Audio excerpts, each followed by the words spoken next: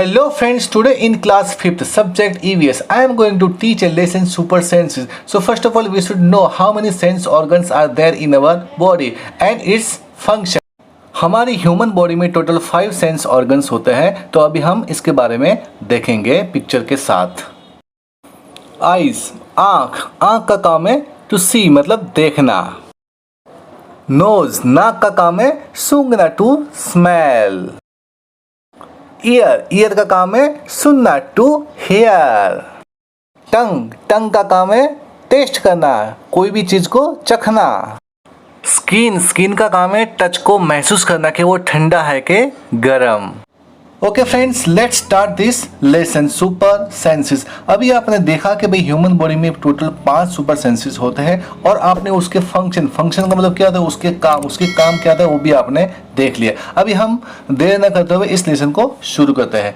Has this ever happen to you? क्या कभी आपके साथ ऐसा हुआ है? तो यहाँ पर आप देख सकते हो, यहाँ पर ईगल है, ये बच्चा कुछ खा रहा है। For example, you are eating in the playground and eagle flew down and took away your roti. आप ग्राउंड में बैठकर कुछ खा रहे होते हैं और अचानक से एक ईगल आता है और आपके हाथ से वो रोटी छीनकर ले जाता है। यहाँ पर देखिए, as you walked softly past a sleeping dog its ear shot off at once. मतलब आपने कभी देखा होगा कि आप रास्ते पे चलकर जाते हो, तो जब भी कोई कुत्ता अगर सो रहा होता है, उसकी आंखें बंद है, आपको पता है कि उसकी आंखें बंद है, लेकिन आप जैसे उसके नज़दीक से गुजरोगे तो उसके कान खड़े हो जाएंगे। भाई ऐसा क्यों होता है? ईगल को कैसे इतनी ऊंचाई से पता चला कि आपके हाथ में कुछ खाने की ही चीज़ है? अब यहाँ पे देखिए एंड के बारे में। You dropped something sweet on the ground and within minutes many ants collected around it। मतलब आपने कोई मीठा चीज या कुछ गुड़ है, कोई या स्वीट का टुकड़ा आपने गिरा दिया नीचे जमीन के ऊपर, ठीक है। वहां पर चींटियां तो पहले थी नहीं, लेकिन अचानक से उसकी वो जैसे मिठाई हम गिराएंगे, उस मिठाई को देखकर इतनी सारी चींटियां आ जाएगी। आप सोचेंगे अरे यार इतनी सारी चींटियां आई कहाँ से? तो आप खुद सोचेंगे कि भाई यार 2 मिनट पहले तो यहाँ पर एक भी चींटी नहीं थी और अचानक से इतनी चींटी कहाँ से आ गई, ठीक है। तो भाई वो कैसे आती है, वो भी एक सोचने वाली बात है। तो यहाँ पर लिखा हुआ why does it happen, think and tell. तो भाई ऐसा क्यों होता है? Animals also have different senses. They can see, hear, taste, smell and feel। मतलब एनिमल होते हैं, उनके पास भी अलग अलग सेंसेस, मतलब जैसे हमारे पास ज्ञानेंद्रिय होती है वैसे उनके पास भी सेंस ऑर्गन्स होते हैं। They can see, वो देख सकते हैं। हियर मतलब सुन सकते हैं। टेस्ट मतलब स्वाद का पता उनको चलता है। स्मेल वो सूंघ सकते हैं। एंड फील वो मतलब फील भी कर सकते हैं कि भाई वो मतलब महसूस कर सकते हैं। Some animals can see their prey from far away. कुछ एनिमल्स तो ऐसे होते हैं कि उनका प्रे का मतलब क्या होता है, शिकार, वो बहुत दूर से देख सकते हैं। Some can hear even the faintest sound. कुछ एनिमल्स तो ऐसे होते हैं कि जो एकदम अस्पष्ट, मतलब अगर कोई धीरे बोलेगा वो भी आवाज वो लोग सुन लेते हैं। Some animals can find their friends by their smell. कुछ एनिमल है वो अपने दोस्तों को सूंघकर पता लगा सकते हैं कि भाई वो अपना फ्रेंड कहाँ पर है। The animal world is full of example of amazing senses. मतलब ये जो पूरा एनिमल, जो प्राणी जगत है, वो एक एग्जाम्पल है ऑफ अमेजिंग सेंसेस का, ठीक है। How did the ant recognise a friend? चींटियां अपने दोस्तों को कैसे पहचानती है, ठीक है। तो एन एंड, एक चींटी, an ant was going along on the ground, वो ग्राउंड पर चल रही थी। It show a group of ants coming from the other side. उसने एक चींटियों का ग्रुप देखा, वो दूसरी साइड से आ रहा था। The first ant quickly came back to its hole. जो पहली वाली चींटी थी वो फटाक से अपने होल के पास चली गई। The ant guarding the hole recognise it and let it in. मतलब जो एंट को जो गार्ड कर रहा था, ठीक है, उसकी चौकीदारी कर रहा था, उसने उसको पहचाना और उसको उसके अंदर जाने दिया। Okay, tell, how did the ant know that other ants were not from its group? तो इसका आंसर क्या है? तो हाउ डिड एंट नो मतलब चींटियों को कैसे पता चलता है कि कुछ एंट है वो उनके ग्रुप की नहीं है? तो इसका आंसर है just like us animal also have different senses. जैसे हमारे पास सेंस होती है तो एनिमल के पास भी सेंसेस होती है। They can see, hear, smell and feel. Due to this abilities the ant came to know that the other ants were not from its group. मतलब उनके पास भी हमारे जैसे सेंस ऑर्गन होते हैं, तो वो लोग सुनकर देखकर पता लगा सकते हैं कि भाई वो लोग उनके ग्रुप के नहीं हैं. Question number 2, how did the guard ant recognize this ant? Answer, सब animals can find their friends by their smell. कुछ एनिमल्स होते हैं उनकी स्मेल से, उनकी गंध से पहचान जाते हैं. The guard ant recognise this ant by its smell. मतलब जो गार्ड एंड होती है, जो चौकीदार एंड होती है, वो उसकी स्मेल से उस चींटी को पहचान जाती है. तो इस तरह से चींटियां अपने फ्रेंड्स को पहचानती है. Yes, drop some sugar, jaggery और anything sweet on the ground. Wait until the ants come there. आपको क्या गिराना है? शुगर. शुगर का मतलब होता है चीनी. जैगरी का मतलब होता है गुड़. आपको वो गिराना है या फिर कोई स्वीट आपको ग्राउंड पे गिरानी है. और wait until the ants come there. और आपको वेट करना है, उसका इंतजार करना है जब तक चींटियां वहां पर आ ना जाए. ठीक है. तो क्वेश्चन नंबर 1 है, how long did it take for the ants to come. मतलब चींटियां आने में, मिठाई गिराने के बाद चींटियां आने में कितना टाइम लगता है? तो इसका आंसर है it took 15 to 20 minutes for ants to come. मतलब 15 या 20 मिनट में, 15 या 20 मिनट में चींटियां वहां पर आ जाती है. Question number 2, did one ant come first और a group of ants come together. मतलब एक चींटी आती है कि भाई पूरा ग्रुप आता है. ठीक है. तो फर्स्ट वन क्या होता है? तो वन एंट केम फर्स्ट, मतलब सबसे पहले एक ही चींटी आती है. ठीक है. अब question number 3, what did the ant do with the food.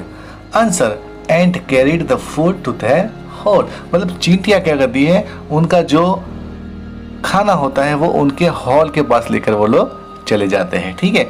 Where do they go from there. Answer, they go to their hole from there. वो अपने हॉल में, मतलब उनके जो हॉल होते हैं ना जहाँ पर चींटियां रहती है, उस हॉल में वो लोग चले जाते हैं.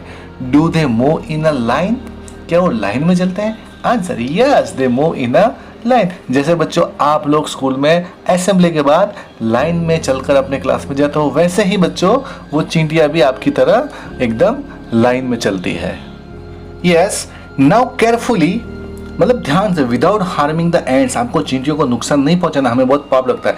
ब्लॉक देयर पथ for a while with a pencil. पथ का मतलब होता है उसका रास्ता. उसका रास्ता आपको एक पेंसिल से आपको उनको रोकना है. मतलब चींटियां अगर रास्ते से जाती हो तो आपको बीच में पेंसिल को रख देना है. ठीक है. तो अब इसमें आता है, now observe how do the ends move. अब चींटियां किस तरह से चलती है. ठीक है. तो भाई उसका आंसर क्या आएगा? Ends climb up on the pencil but move in a line only. मतलब आप अगर बीच में इस तरह के पेंसिल आप रख देंगे, ठीक है, तो चींटियां यहाँ से ही इसके ऊपर से ही जाएगी, लेकिन वो अपनी लाइन को बिल्कुल भी नहीं तोड़ेगी. तो बच्चों आपको समझ में आ गया कि भाई रास्ता रोकने के बाद भी चींटियां अपनी लाइन नहीं तोड़ती है. तो बच्चों आपको भी स्कूल के अंदर कभी भी लाइन नहीं तोड़ना है. Yes, many years ago a scientist did many experiments like this. मतलब बहुत साल पहले एक साइंटिस्ट ने बहुत सारे प्रयोग किए. एक्सपेरिमेंट का मतलब होता है प्रयोग. He found out that as the ants move, वो ants कैसे चलती है, they leave a smell on the ground. किस तरह से वो अपनी स्मेल जमीन पे छोड़ती है. The other ants follow the smell to find the way. और दूसरी जो चींटियां होती है उस सेंट को फॉलो करती है और अपना रास्ता चुनती है. तो यहाँ पर लिखा हुआ है, now can you guess why the ants behaved like that when you block their path. मतलब चींटियां ऐसा क्यों बिहेव करती जब आप उसका रास्ता रोकते हो. तो इसका आंसर है, as the ants move they leave a smell on the ground. जब चींटियां मूव करती है तो स्मेल छोड़ती जाती है. ठीक है. The other ants follow the smell to find the way. और दूसरी चींटियां जो उनके पीछे आ रही होती है वो उस स्मेल को सूंघते सूंघते आगे बढ़ती होती है. ठीक है. सो व्हेन देयर पथ वाज ब्लॉक्ड, जब उनका रास्ता ब्लॉक हो जाता है तो एंड्स ट्राइड. तो एंड्स क्या करती है? ट्राई करती है, भाई उसको ट्राई करती है कि मेंटेन देयर ओरिजिनल पथ बाय फॉलोइंग द सेंस. मतलब जो स्मेल जहाँ पर छोड़ी है उस लाइन को वो छोड़ना नहीं चाहती है, क्योंकि उनको लगता है कि अगर उस लाइन को उन्होंने छोड़ दिया तो वो लोग रास्ता भटक जाएगी. इसलिए वो क्या करती है, जो स्मेल होती है उसी को वो लोग फॉलो करती जाती है. ठीक है. और वो अपने सही रास्ते पे पहुंच जाती है. Some male insect can recognise their females by their smell. मतलब कुछ मेल इंसेक्ट होते हैं. ठीक है. मेल मतलब नर इंसेक्ट होते हैं. कैन रिकॉग्नाइज रिकॉग्नाइज का मतलब पहचाना, their females by their smell, उनकी जो मादाएं होती है उनको पहचान जाता है। तो ऐसा क्यों होता है? तो यहाँ पर क्वेश्चन है, have you ever been troubled by mosquitoes? Just think how do they know where you are. इसका आंसर है mosquitoes find us by the smell of our body, sole of feet and also by the heat of our body. मतलब mosquito होते हैं, जो मच्छर होते हैं, वो हमको हमारी स्मेल से वो लोग हमको पहचान जाते हैं। सोल्स ऑफ फीट, हमारे जो पैर होते हैं उसका जो सोल होता है उससे भी वो लोग हमको पहचान जाते हैं। And also by the heat of our body, और हमारी जो शरीर की गर्मी होती है उनसे भी वो लोग हमको पहचान जाते हैं। Yes, I am a silk worm, मैं रेशम का कीड़ा हूँ। I can find my female worm from many kilometres away by her smell. मैं मतलब मैं अपनी मादा जो वॉर्म्स होती है मैं उसको बहुत किलोमीटर दूर से भी स्मेल से उसको ढूंढ सकता हूँ। ठीक है, अब यहाँ पर देखिए, have you seen a dog sniffing here and there? क्या आपने कभी कोई कुत्ते को इधर उधर सूंघते हुए देखा है? What do you think it is trying to smell? आपको क्या लगता है वो क्यों सूंघ रहा होगा? तो भाई यहाँ पर इसका आंसर क्या आएगा? Yes, I have seen dog sniffing here and there. हाँ, मैंने वही कुत्तों को सूंघते हुए देखा है। A dog can make out if another dog had come into their area by the smell of its urine. So in order to check out whether any other dog has come out or not, a dog sniffs here and there. मतलब यहाँ पर इस picture में आप देख सकते हो कि भाई डॉग ने मार्क किया था, यूरिन करके उस जगह को अपना बना लिया था। ठीक है, अब वो इसीलिए उसको सूंघ रहा है क्योंकि उसके यूरिन को तो वो स्मेल कर सकता है कि भाई वो अपना यूरिन है। अगर वहाँ पर कोई और कुत्ता आकर अगर यूरिन किया है, उसकी जगह छीनने की फिराक में है, तो वो कुत्ता इसीलिए बार बार उसको सूंघता है कि भाई यहाँ कोई और कुत्ता तो नहीं आया था, क्योंकि भाई यूरिन करने से वो पहचान जाता है कि भाई ये यूरिन किसी और ग्रुप के कुत्ते का है और वो यहाँ आने का ट्राई कर रहा है, इसलिए कुत्ते इधर उधर सूंघते रहते हैं। Dog marks out their own area on the road, मतलब डॉग होते हैं वो मार्क आउट करते हैं अपने एरिया को, ठीक है, और रोड को। They can make out if another dog has come into their area bye the smell of its urine और पोटी, मतलब वो लोग उसकी यूरिन और पोटी से उसको पहचान लेते कि भाई ये कोई दूसरे ग्रुप का कुत्ता है। Yes, question number 1, in what ways do human being make use of this special sense of smell of dog? मतलब जो ये स्पेशल सेंस वाले कुत्ते होते हैं उनका ह्यूमन मतलब मानव जात जो होते हैं वो उनका किस तरह से इस्तेमाल करता है, कुत्तों को कौन से कामों के लिए वो लोग यूज करते हैं, उनका उपयोग करते हैं। तो इसका आंसर है, we use this special sense of smell of dogs to catch criminals, recover the stolen goods, search out bombs and explosive etcetera. मतलब हम इस तरह के जो डॉग्स होते हैं उनका प्रयोग क्रिमिनल्स को पकड़ने के लिए, मतलब गुंडे लोग जो होते हैं बदमाश को पकड़ने के लिए, रिकवर द स्टॉलन गुड्स मतलब जो चुराया हुआ सामान है उसको वापस लाने के लिए हम इन कुत्तों का प्रयोग करते हैं, search out bombs and explosive, और हम बॉम्ब कहीं पे ज़मीन पर गाड़ दिया है उसको भी ढूंढने के लिए हम लोग इन कुत्तों का यूज़ करते हैं, क्योंकि ये कुत्ते ज़मीन में कुछ भी छुपा हो तो वो लोग उसको स्मेल से सीधा उसको बाहर निकाल देते हैं, उनको ढूंढ लेते हैं। तो इस तरह के कामों में हम लोग इन कुत्तों को यूज़ में लेते हैं। Okay, when do you find your sense of smell helpful to you?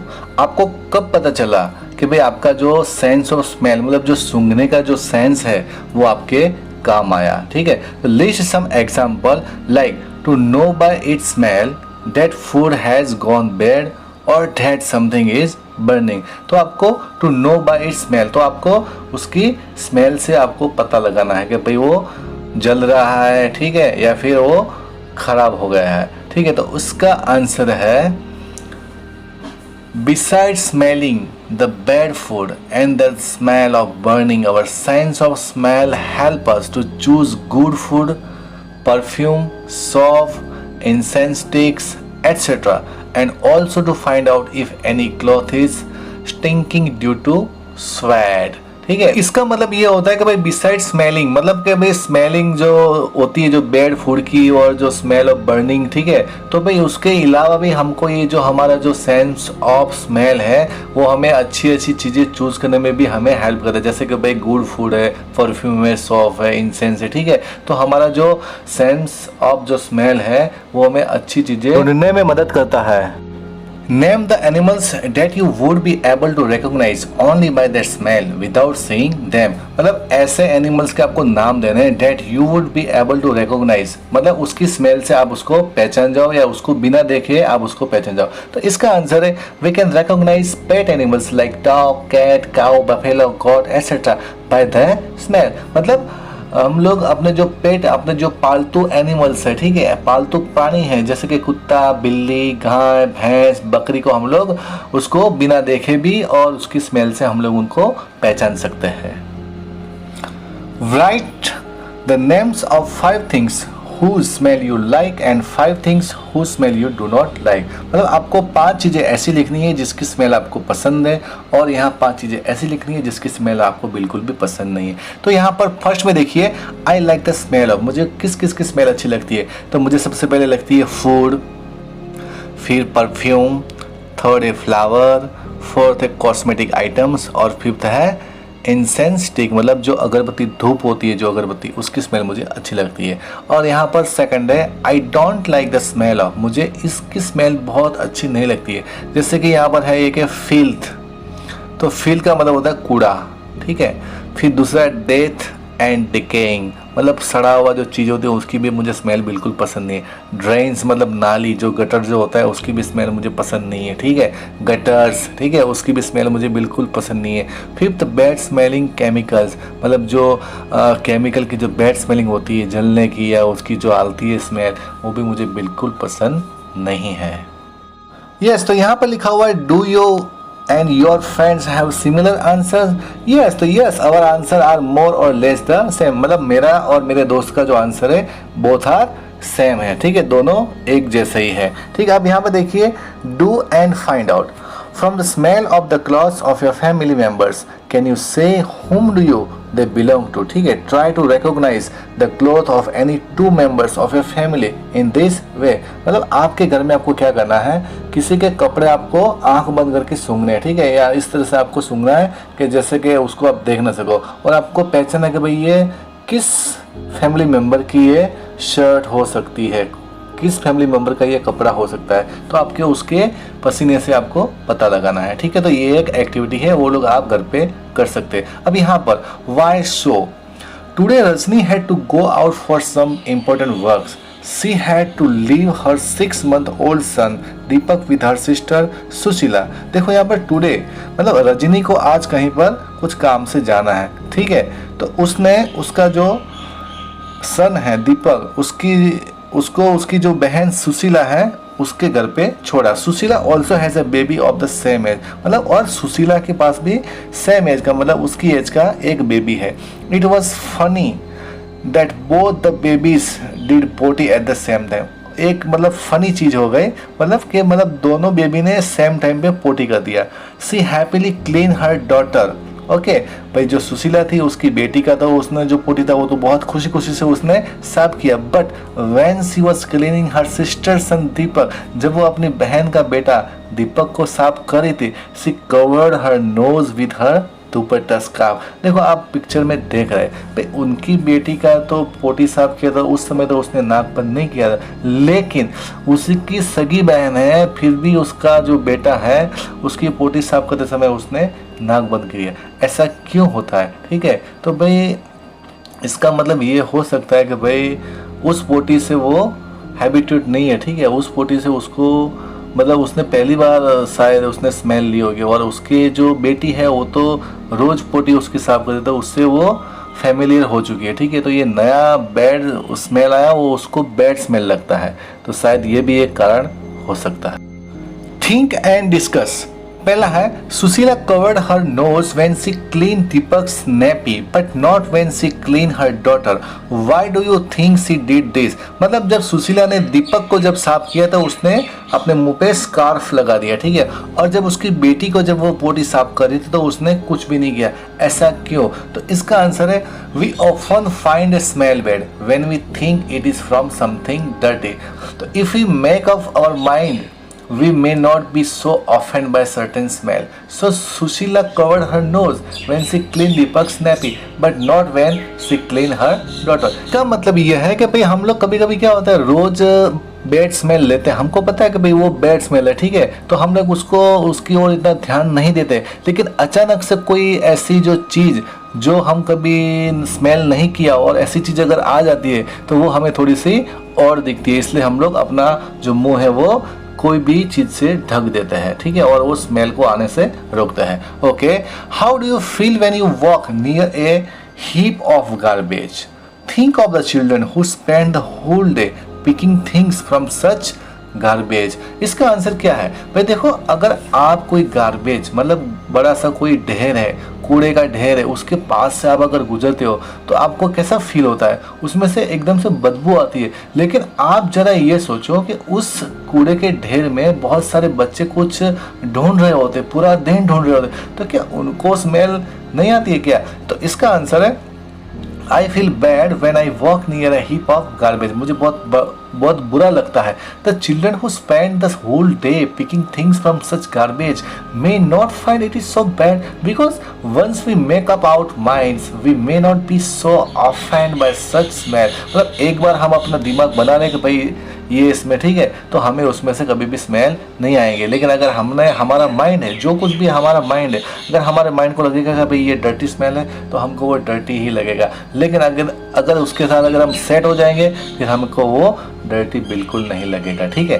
तो 3 इज अ स्मेल गुड और bad for everyone in the same way और does it depend on how each one feel about it? क्या जो ये smell होती है अच्छी या बुरी, ठीक है, तो क्या सबके लिए एक जैसी होती है या फिर उसको फील करने के ऊपर डिपेंड करता है? क्या होता है? इसका आंसर है ये स्मेल इज गुड और bad depends on how each one thinks about it. मतलब वो किसके ऊपर डिपेंड, वो आपके ऊपर डिपेंड करता है, आप उसके बारे में क्या सोचते हो। स्मेल सिर्फ आपके दिमाग के ऊपर ही डिपेंड करती है कि आप उसको किस वे में लेते हैं और उसको किस तरह से आपका दिमाग उस स्मेल को लेकर सोचता है। Let's see. 1. Write the names of a bird which has eyes in front of its head like in humans. मतलब ह्यूमन में जैसे इस आंखें होती है उसी तरह से एक पक्षी है, उसकी भी ऐसे आंखें है, तो उसका आंसर है आउल, ठीक है। चलो दूसरा question, write the names of some birds which have eyes on either side of the head. What is the size of their eyes as compared to the size of their head? पे तो उसका answer है birds like crow, pigeon, parrot, sparrow, eagle, etc. have eyes on either side of the head. The size of their eyes is very small as compared to the size of their head. मतलब जो उनका sir होता है उसकी comparison में उसकी eyes होती है वो बहुत ही छोटी होती है, ठीक है।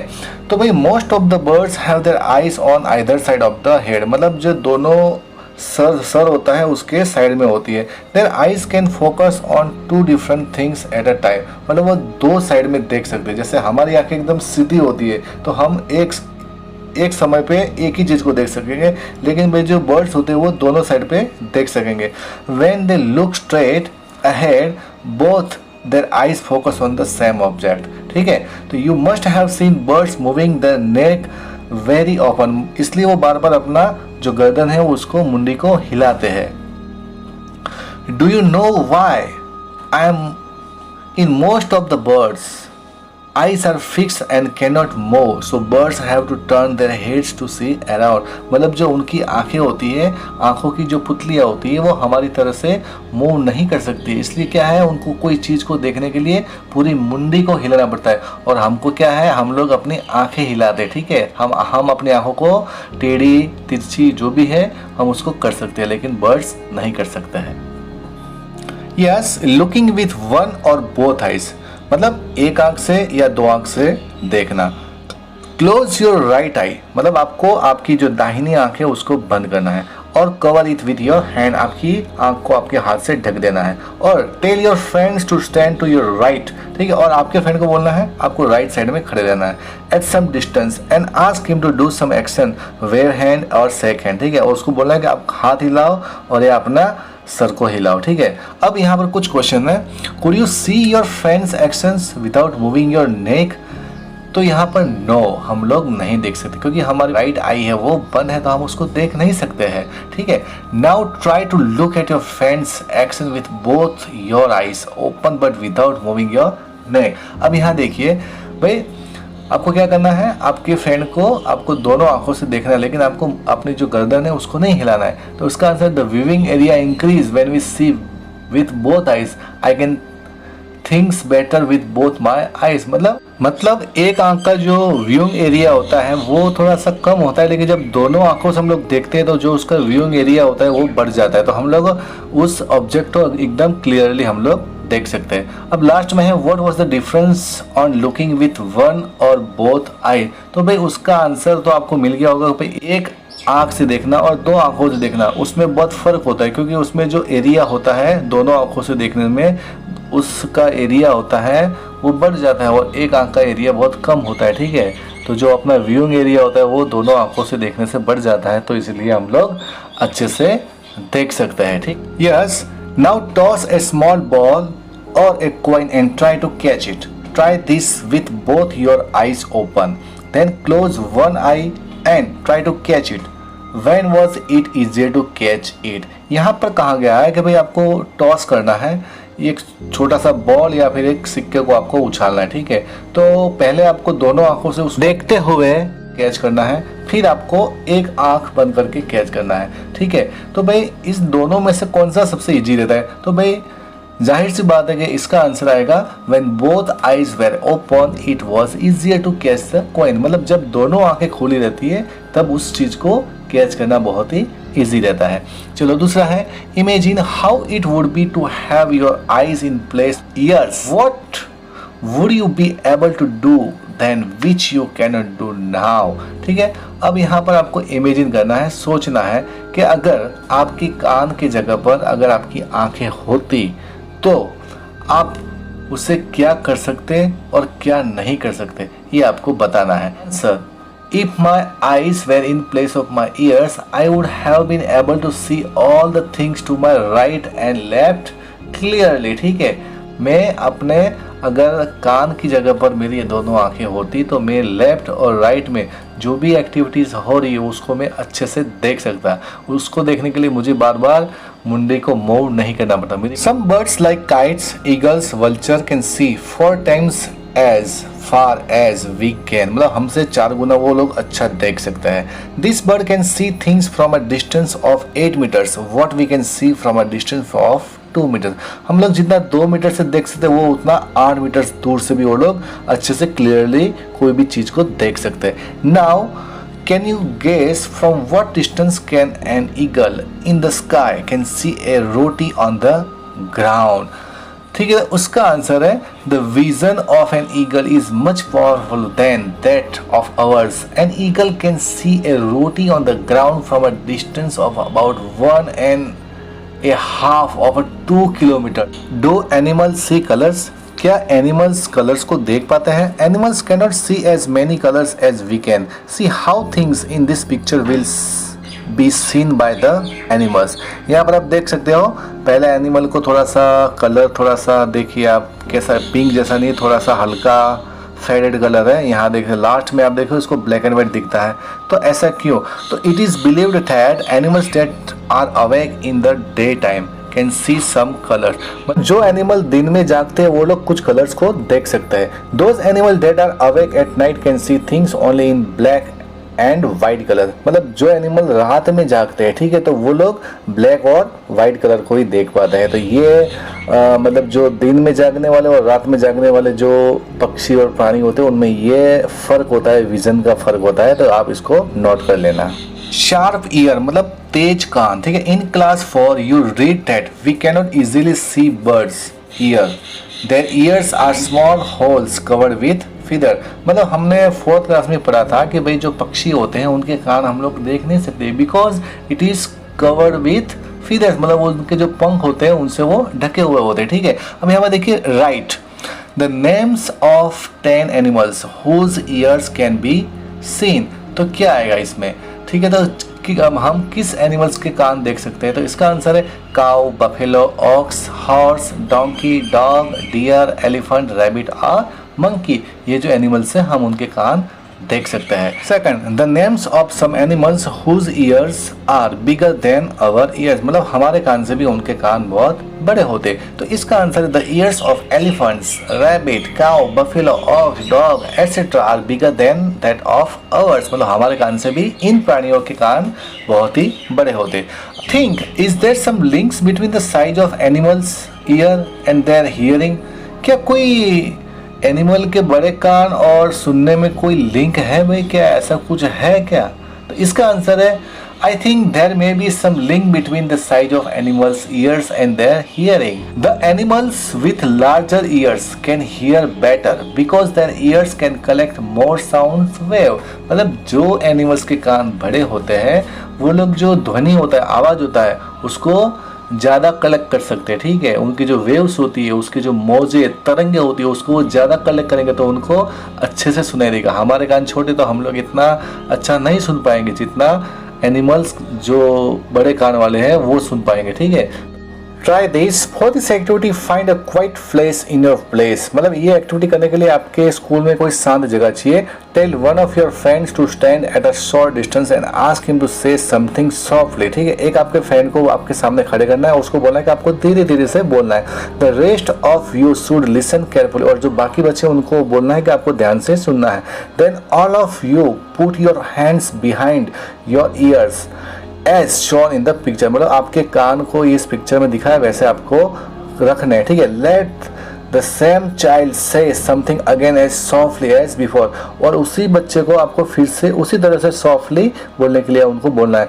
In which cases was the sound sharper. ठीक है, आस्क योर फ्रेंड्स टू, मतलब हम अपने कान को जब सीधे करते हैं जैसे इस लड़की ने किए तो उस समय में हमको अच्छे से सुनाई देता है, क्योंकि भाई जो वेव्स आती है, जो उसकी बोलने की आवाज़ की जो वेव्स होती है वो हमारे कान से सीधे टकराती है। ठीक है, तो हमको इस पोजीशन में हमें आवाज़ बढ़िया सुनाई देती है। ठीक है, अब यहाँ पर put your hands over your ears and से something, can you here your on voice. क्या करना है आपको? Put your hands over your ears, आपके कान के ऊपर आपके हाथ रख देने हैं और आपको कुछ बोलना है तो आपको अच्छे से एकदम सुनाई देगा। ठीक, सिट नियर ए डेस्क, मतलब आपको जो आपकी बेंच होती है उसके पास आपको बैठना है, डेस्क होता है उसके पास आपको बैठना है। Tap the desk once with your hand, listen carefully, now put your ear on the desk as shown in the picture. Tap on the desk once again with your hand, listen again, was there any difference in the sound of the tap। मतलब आपको यहाँ पर कहा जाता है कि आपकी जो बेंच होती है बैठने की, तो डेस्क होता है, आपको पहले बिना कान रखे जैसे इस पिक्चर में आपको दिखाया गया है तो उस तरह से उस पोजीशन में ना होकर आपको ऐसे ही डेस्क को हाथ से बजाना है ढोलक की तरह और आपको सुनना है। फिर उसके बाद आपको इस पिक्चर में जैसे पोजीशन दी है उस तरह से आपको कान रखकर आपको फिर से ढोलक बजाना है। तो उन दोनों में क्या फ़र्क है, तो किस में आपको अच्छा सुनाई देगा? तो इसका आंसर है भाई क्या होगा? Yes, when I put my year on the desk the sound was sharper, मतलब जब मैं अपना कान है वो डेस्क के ऊपर रखता हूँ तो जो साउंड आती है वो एकदम अच्छी आती है। साउंड वॉज शार्पर मतलब बहुत ही अच्छी आवाज आती है। This is how snake hear, इसी तरह से सांप भी सुनते हैं। They do not have external ears, उनके कोई बाहरी कोई कान नहीं होते हैं, विच यू कैन सी, जो आप देख सकते हैं। They only feel the vibration on the ground, वो सिर्फ ग्राउंड पे होने वाली जो हरकत होती है, वाइब्रेशन होती है, ठीक है, उसको ही सिर्फ सुनकर वो अंदाजा लगाता है कि भाई सामने कौन है। साउंड सेंड मैसेजेस, ठीक है, तो आवाज से भी मैसेज पहुंचाया जा सकता है। High up on a tree A langur warns others of dangers like a tiger or a leopard, मतलब लंगूर बैठा हुआ था है वो सबको बाघ और चीते के खतरे के बारे में सबको आगाह करता है। The langur does this by making a special warning call, मतलब ये लंगूर कैसे करता है? एक वार्निंग कॉल देता है। Birds also give alarm calls to warn about the danger, मतलब बर्ड्स भी आपको अलार्म करते हैं, मतलब आपको संकेत देते हैं कि भाई वहाँ पर कोई खतरे वाली चीज़ है। Some birds even have different sounds for different kind of danger, और मतलब कुछ बर्ड्स होते हैं उनके पास कुछ अलग अलग आवाज़ भी होती है, मतलब अलग अलग खतरों के लिए उनके पास कोई अलग आवाज़ भी होती है। For example there is a different warning call if the enemy is coming from the sky और if the enemy is on the ground, मतलब कोई आसमान से कोई अगर खतरा आ रहा है तो उसके लिए भी अलग से आवाज़ है, और ज़मीन से अगर कोई खतरा है तो उसके लिए भी अलग सी आवाज़ है। When any animal gives the warning call, all the animals in that area understand the danger signal। मतलब उस एरिया के अगर ऐसी कोई सिग्नल आती है तो सारे एनिमल्स को पता चल जाता है कि वहाँ पर कोई डेंजर है। Some animals start behaving in a different way when an earthquake or storm is about to come. अगर भूकंप आने वाला होता है या कोई स्टॉर्म मतलब कोई तूफान आने वाला होता है तो भी अलग से संकेत दिया जाता है। मतलब ये जो बर्ड्स होते हैं, एनिमल्स होते हैं, वो हमको वार्निंग कॉल देते हैं, ठीक है। तो उससे पता चल जाता है कि भाई कि कुछ होने वाला है। People who live in forest and can observe such behaviour of animals come to know of the danger. मतलब जंगल में रहने वाले जो भी इंसान है तो उनको तो आदत हो चुकी है कि भाई किस तरह की आवाज़ आने से कौन सा डेंजर हो सकता है, कौन सा खतरा हो सकता है, वो बखूबी वो लोग जानते हैं। इन दिसंबर 2004 few tribes that live in the forest of the Andaman islands notice that animal behaving in a different manner. मतलब दिसंबर 2004 में मतलब अंडमान आइलैंड पे जो आदिवासी लोग रह रहे थे तो उन्होंने नोटिस किया कि कुछ एनिमल्स अलग तरीके से बिहेव मतलब वो कर रहे हैं। तो दे गेस सम डेंजर, तो उनको लगा कि भाई कुछ डेंजर, कोई खतरा है, कोई खतरे का संकेत है। So they moved away to a safer part of the island. मतलब फिर उन्होंने उस एनिमल के बर्ताव को भांपने के बाद वो कोई सेफ जगह पर चले गए, ठीक है। Soon after the island were hit by the tsunami but this people were saved. उसके तुरंत बाद उस आइलैंड पे बहुत बड़ा सुनामी आया और उसने बहुत ही नुकसान किया, लेकिन वो लोग सेफ जगह पर होने की वजह से वो लोग बच गए। तो आपने यहाँ पर नोटिस किया कि भाई एनिमल आपको कुछ खतरा आने से पहले आपको संकेत दे देते हैं। अगर आपने उसको समझ लिया तो आपकी जान बच सकती है। Dolphins also make different sound to give messages to each other. मतलब डॉल्फिन भी क्या करती है, अलग अलग आवाज़ निकालती है मैसेज देने के लिए। Scientist believe that many animals have a special language of their own. मतलब साइंटिस्ट भी मतलब ये मानते हैं कि भाई जो एनिमल्स है उनके पास उनकी एक स्पेशल, एक विशिष्ट प्रकार की उनके पास एक भाषा होती है जिससे वो आपस में बात करते हैं और आपस में मैसेज करते हैं। Question number 1, can you understand the sound of some animals. क्या आप कोई एनिमल्स की आवाज़ को पहचान सकते हो? विच एनिमल, तो आपको उसके नाम लिखने हैं। तो इसका answer yes, I can recognise the sound of few animals like dog, cow, cat, horse etcetera. मतलब मैं कुत्ते की, बिल्ली की आवाज़ को पहचान सकता हूँ। Question number 2, do some animals understand your language, which ones. क्या कोई एनिमल आपकी आवाज़ सुनकर समझ सकते हैं? यस, इसका आंसर है यस, सम पेट एनिमल्स। मतलब कुछ पालतू जानवर है जैसे कि yes, some pet animals like dog, cow, ox, horse, parrot, etc. can understand our language and gestures। मतलब हमारी भाषा भी समझते हैं और हमारे हाव भाव, मतलब हम लोग जो हाथ से जो संकेत देते हैं, ठीक है, उसको जेस्चर बोलेंगे, वो भी वो लोग समझते हैं। Say it with sound.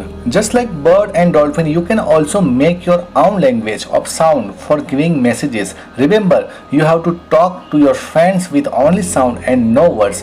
How and when will you need to give an alarm call? For example, when the teacher is coming to the classroom. मतलब ये बच्चों आपको आपस में ये एक्टिविटी करनी है। अब यहाँ पर देखिए, स्लीपिंग वॉकिंग मतलब नींद में चलना। Some animals go into a long deep sleep in certain season. मतलब कुछ एनिमल्स होते हैं वो लॉन्ग स्लीप में चले जाते हैं, डीप स्लीप में चले जाते हैं कुछ सीजन में। Then they are not seen for many months, और फिर वो कुछ महीनों तक बिल्कुल भी नहीं दिखते हैं। Have you notice that during the cold season you can not see any lizard in the house? Where do you think they have gone? आपको लगता है कि वो लोग कहाँ चले जाते हो? आपने देखा होगा लिजर्ड बिल्कुल भी दिखती नहीं है, तो वो लोग कहाँ जाते होंगे, ठीक है। तो उसका answer yes, I have notice it. I think to protect themselves from cold, they shift to some safe and conductive place। मुझे लगता है कि वो लोग अपने आप को ठंड से बचाने के लिए कोई सेफ जगह पर चले जाते होंगे और वहाँ पर शीत निद्रा में चले जाते होंगे। Sloth, it looks like a bear but is not। ये आपको एक भालू की तरह दिखता है लेकिन वो भालू नहीं है। It is a sloth। It spends almost 17 hours a day sleeping while hanging upside down on a tree branch। वो मतलब दिन में से 24 घंटे में से 17 आवर मतलब 17 घंटे वो सोता ही रहता है और वो पेड़ की एक ब्रांच पकड़कर उल्टा सोता है। The sloth eats the leaves of the same tree on which it lives. मतलब ये स्लोथ है जिस पेड़ पे रहता है उसी पेड़ के पत्ते वो खाता है। It hardly needs anything else, उसको मतलब बहुत ज़्यादा कुछ नहीं चाहिए। When it has eaten enough leaves from that tree it moves to the nearby tree. जब स्लोथ क्या करता है, जब उस पेड़ से उसने अपने ज़रूरत के मुताबिक जितने पत्ते खाने थे वो खाने के बाद फिर वो पास वाले पेड़ पे चला जाता है। Sloth live for about 40 years and in that time they move around only 8 trees. Once a week it comes down from the tree to relieve itself. मतलब स्लोथ की जो उम्र होती है, उसकी आयुष्य होती है, उसकी एज होती है वो 40 साल की होती है, ठीक है। और इन 40 साल में वो महज 8 पेड़ों पर ही बस आता जाता रहता है बस, ठीक है। और वीक में एक बार वो नीचे उतरता है अपने आप को रिलीव करने के लिए, ठीक है। यहाँ पर आप देख सकते हो भाई स्लीपिंग टाइम फॉर स्लोथ। देखो यहाँ पर 24 घंटे में से यहाँ पर पूरा इस सर्कल में आप देख सकते हो पूरा शेड किया हुआ है, और सिर्फ 1 2 3 मतलब 3 मतलब एक में 2 घंटा है, मतलब टोटल 6 घंटा ही वो मतलब जागता है, ठीक है। तो if you were to show a sloth daily routine sleeping and working in a 24-hour clock, this is what the clock would like, ठीक है। तो इस तरह से आपको घड़ी दिखेगी। अगर आप उसका अगर डेली रूटीन बनाए तो आपको घड़ी उसकी इस तरह से दिखेगी, ठीक है। अब यह given here is the sleeping time of some animals below each picture write for how many hours a day that animal sleep. तो आप लोग यहाँ पर देख सकते हैं कि भाई एनिमल कितना घंटा सोते हैं। तो यहाँ पर 2 है यहाँ पर, ठीक है। तो मतलब यहाँ पर ये काव है वो 4 घंटा सोती है, ठीक है। अब यहाँ पर आपने देखा कि भाई जो पाइथन है वो भी स्लोथ की तरह कितना सोता है यहाँ पर कितना सोता है स्लोथ की तरह, वो भी 18 आवर्स सोता है। जिराफ कितना सोता है, सिर्फ 2 घंटा सोता है। और ये कैट है, बिल्ली है, वो 12 घंटा सोती है। तो आपको इस क्लॉक से पता चला होगा कि भाई कौन सा एनिमल कितने टाइम के लिए सोता है। ये when you see different animals do you have any question about them, make a list of 10 such questions. आप जब कोई एनिमल को देखते हो, ठीक है, तो आपके मन में कोई क्वेश्चन उठता है। अगर क्वेश्चन है तो आप 10 क्वेश्चन को बनाइए। Answer, yes, when I see different animals many questions arise in my mind like first one, can this animal talk with each other, क्या वो एक दूसरे से बात कर सकते हैं। Second, can this animal understand our language, क्या वो एनिमल हमारी भाषा समझ सकता है।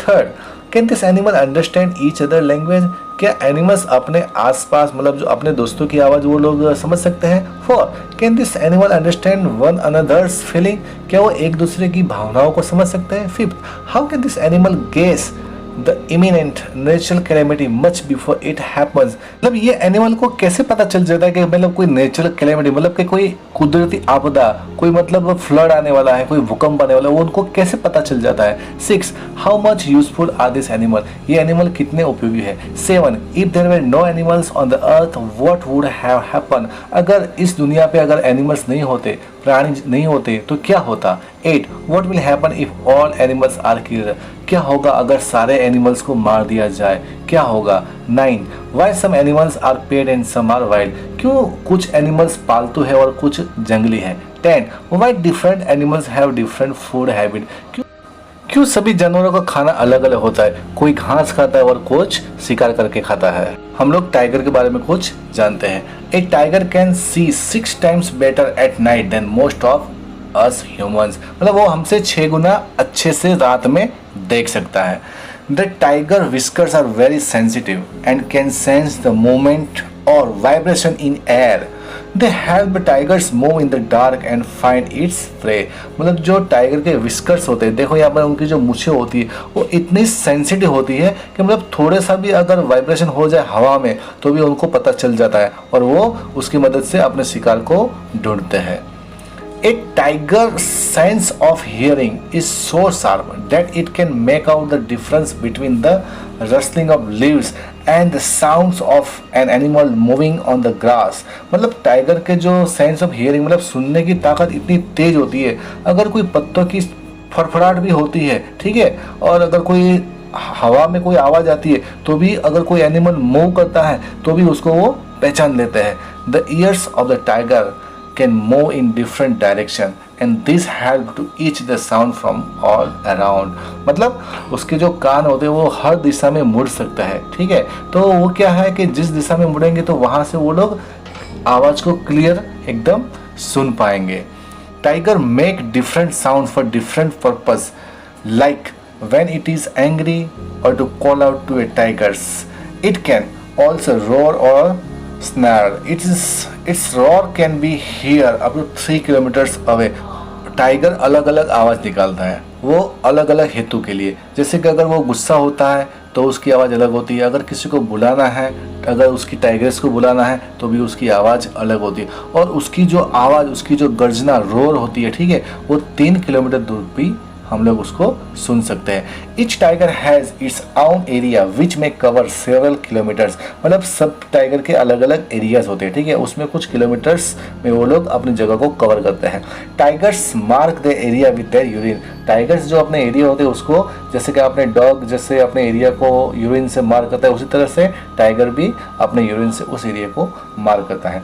A tiger can at once come to know if there is another tiger in the its area by the smell of the urine।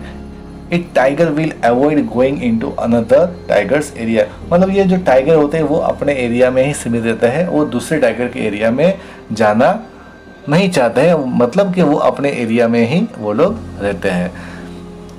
The tiger is one of the most alert animals and yet today tiger are in danger। मतलब tiger एक बहुत ही मतलब सचेत animal है, ठीक है, लेकिन वो आज वो बहुत ही डेंजर में है। What do you think are some of the dangers to tiger in the jungles? Answer: the biggest threat to tiger is from hunters and poachers who kill them for their skin. Besides, they are threatened by other powerful animals like lion। Dangers are also from destruction of forest fibers and growing imbalance in nature। मतलब tiger को लोग अपनी skin के लिए भी मार देते हैं और शेर भी उनका शिकार कर लेते हैं, इसीलिए उसका जो पॉपुलेशन है वो थोड़ा सा कम होता जा रहा है और वो टाइगर अभी डेंजर में है। Can human being also be a threat to animals? How? क्या इंसान भी एनिमल्स के लिए खतरा है? Answer: yes, human beings are also a threat to animals.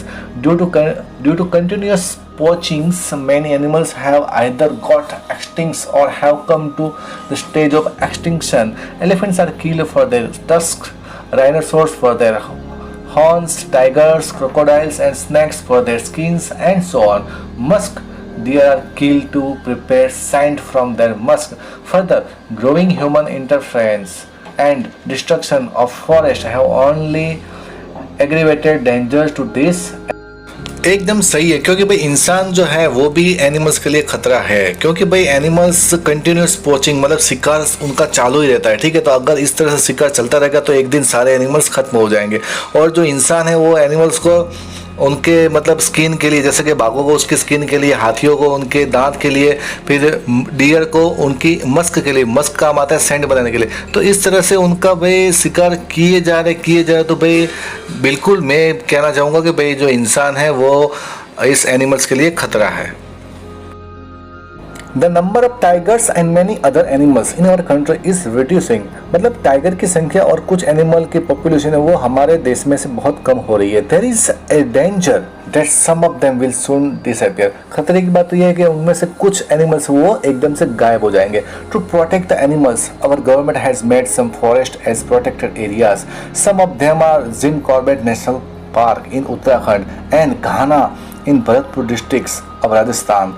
In this area nobody can hunt animals or destroy the jungle। मतलब हमारी government, हमारी जो इंडियन जो गवर्नमेंट है उन्होंने भी इस एनिमल के प्रोटेक्शन के लिए कुछ सेंचुरी बनाई हुई है, ठीक है। तो वहाँ पर एनिमल्स इजीली और फ्रीली वहाँ पर वो घूम सकते हैं। तो इसमें एक जिम कॉर्बेट नेशनल पार्क भी है जो उत्तराखंड में है और एक घाना है वो भरतपुर के राजस्थान में भी बनाए गए हैं, ठीक है।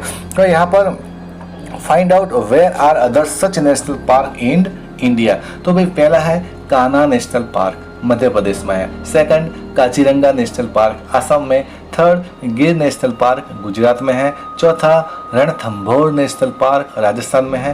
पांचवा नागरहोल नेशनल पार्क मैसूर में है, ठीक है। छठा है पालमाओ नेशनल पार्क झारखंड में है, ठीक है। Second, collect information on this and right A report. Answer, there are many species of birds and animals found in India. To protect them, our government has made more than 75 national parks and more than 425 sanctuaries. These cover about 4.5% of the total land area of the country. मतलब हमारी भारत सरकार ने कुछ birds और कुछ animals जो ऐसे है कि जो अभी मतलब लुप्त होने वाले हैं, ठीक है, तो ऐसे एनिमल्स और बर्ड्स को बचाने के लिए हमारी भारत सरकार ने 75 नेशनल पार्क और 425 सेंचुरी मतलब अभ्यारण्य बनाए कि जहाँ पर वो लोग आराम से फ्रीली घूम सके। और पूरे इंडिया का जो टोटल लैंड है उसके 4.5% उन्होंने उस अभ्यारण्य के लिए दे दिया गया, ठीक है। और उन्होंने एरिया इतना स्प्रेड किया जैसे कि जम्मू से लेकर कश्मीर और जम्मू कश्मीर से लेकर तमिलनाडु और गुजरात से लेकर आसाम तक उस एरिया को बहुत ही उन्होंने फैलाया है ताकि वो एनिमल्स आराम से घूम सके और रह सके। What we have learnt, पहला, have you noticed that sometimes singers put their hand on their ear when they sing? Why do you think they may be doing this? मतलब जो सिंगर होते हैं, जो मतलब गायक कलाकार होते हैं, वो जब गाते तो अपने हाथों को कानों के वो रखते हैं। ऐसा क्यों होता है, आपको क्या लगता है? इसका answer yes, I have notice the same. I think they do so because after putting their hands on their ear they not only protect themself from the noises but also hear their own voice more clearly. This help them to sing better. मतलब वो अपने कान के ऊपर हाथ इसलिए रखते हैं कि मतलब वो देखो, उससे एक फ़ायदा तो ये होता है कि बाहर का जो डिस्टर्बेंस है वो उनको सुने नहीं देता है, प्लस वो उनकी खुद की आवाज़ें वो एकदम क्लियरली सुन सकते हैं और वो उसको अच्छा गाने में मदद करती है। इसीलिए वो लोग सिंगर्स होते हैं, वो अपने कान के ऊपर हाथ रखते हैं, ठीक है। अब give example of animals that में have a very strong sense of sight, hearing और स्मेल। अबे कुछ ऐसे एनिमल्स के आपको नाम देने हैं, ठीक है, जिसकी मतलब देखने की जो सेंस होती है, ठीक है, सुनने की और सूंघने की। तो ऐसे कौन कौन से एनिमल्स है? इसका आंसर है it can be understood by the following example. तो ये आप एग्जाम्पल की मदद से आप इसको समझ सकते हैं। First one dog can make out if another dog has come into its area bye smell of its urine और पू। मतलब एक कुत्ता अगर उसकी जगह पर कोई दूसरा कुत्ता आता है तो उसको वो कैसे पहचानेगा? बाय यूरिन से या फिर उसकी पोटी से। Second, a kite can see a piece of bread from a height of about 2 kilometre. मतलब काइट मतलब जो काइट होता है ऊपर में उड़ता है, ठीक है, तो वो 2 किलोमीटर की ऊंचाई से भी अगर आपके हाथ में ब्रेड का टुकड़ा है तो वो उसको देख सकता है, ठीक है। तो ये उनकी मतलब सेंस ऑफ साइट हो गए। Third one is some animals begin to behave in a different manner guessing any natural calamity. मतलब कुछ एनिमल्स ऐसे होते हैं कि अगर कोई नेचर मतलब कोई कुदरती आपदा आने वाली होती है तो वो उससे उनका बिहेवियर चेंज हो जाता है। Fourth one, mosquito finds a human being bye the smell of its body और फीट और bye the heat of the body. मतलब जो मच्छर होते हैं वो हम चाहे कैसे भी कोने में छुप जाए लेकिन वो हमारी बॉडी की जो गर्मी होती है उससे वो लोग हमको पहचान लेते हैं और हमारे पास आकर कान में गुनगुन करते हैं और हमको काटते भी हैं। Fifth one, A silk worm can find his female moth from many kilometres away by her smell. मतलब सिल्क वॉर्म होता है मतलब रेशम का जो कीड़ा होता है, तो उसकी जो फीमेल होती है मतलब मादा होती है तो उसको कई किलोमीटर दूर से भी उसकी स्मेल से उसको पहचान सकता है। तो if you like this video then please like share and comment and for getting new videos please subscribe my channel. Thank you. Jai Hind.